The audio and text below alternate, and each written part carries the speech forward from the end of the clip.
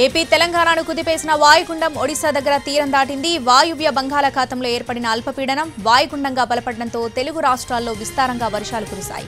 వాయుగుండం ఇవాళ తెల్లవారుజామున చిలకా సరస్సు సమీపంలో తీరం దాటిందని భారత వాతావరణ కేంద్రం ప్రకటించింది.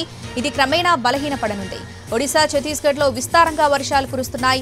వాయుగుండం తీరం దాటిన ఏపీ, తెలంగాణ, ఒడిశా, ఛత్తీస్గఢ్లో ఇవాళ రేపు 2 రోజుల పాటు భారీ వర్షాలు పడతాయని హెచ్చరించింది వాతావరణ కేంద్రం. ఏపీలో 16 జిల్లాలకు భారీ వర్ష హెచ్చరికలుంటే తెలంగాణలో 18 జిల్లాలకు మోస్తరు నుంచి భారీ వర్ష హెచ్చరికలున్నాయి. లోతట్టు ప్రాంతాల ప్రజలు అత్యంత అప్రమత్తంగా ఉండాలని అధికారులు హెచ్చరించారు.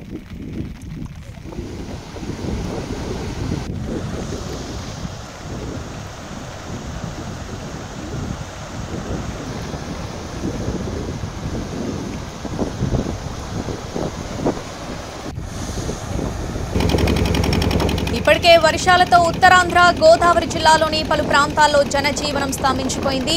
కళింగపట్నం, విశాఖ, కాకినాడ, గంగవరం పోర్టులో 3వ నెంబర్ ప్రమాద హెచ్చరికలు కొనసాగుతున్నాయి. మరోవైపు శ్రీకాకుళం, విజయనగరం, తూర్పుగోదావరి, కృష్ణా జిల్లాలోని స్కూళ్లకు నేడు సెలవు ప్రకటించారు.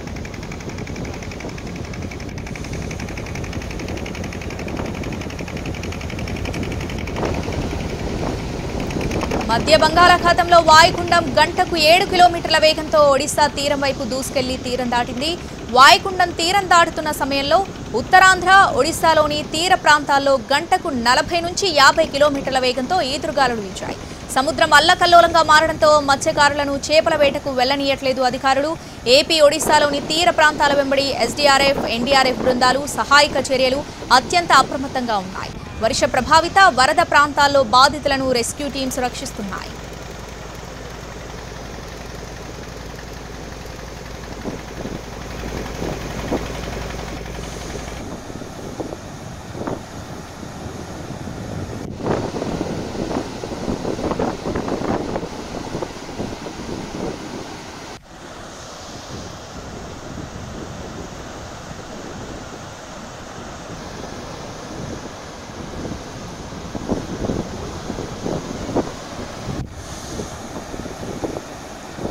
ఏపీ, తెలంగాణను కుదిపేసిన వాయుగుండం ఒడిశా దగ్గర తీరం దాటింది. వాయువ్య బంగాళాఖాతంలో ఏర్పడిన అల్పపీడనం వాయుగుండంగా బలపడడంతో తెలుగు రాష్ట్రాల్లో విస్తారంగా వర్షాలు కురిశాయి.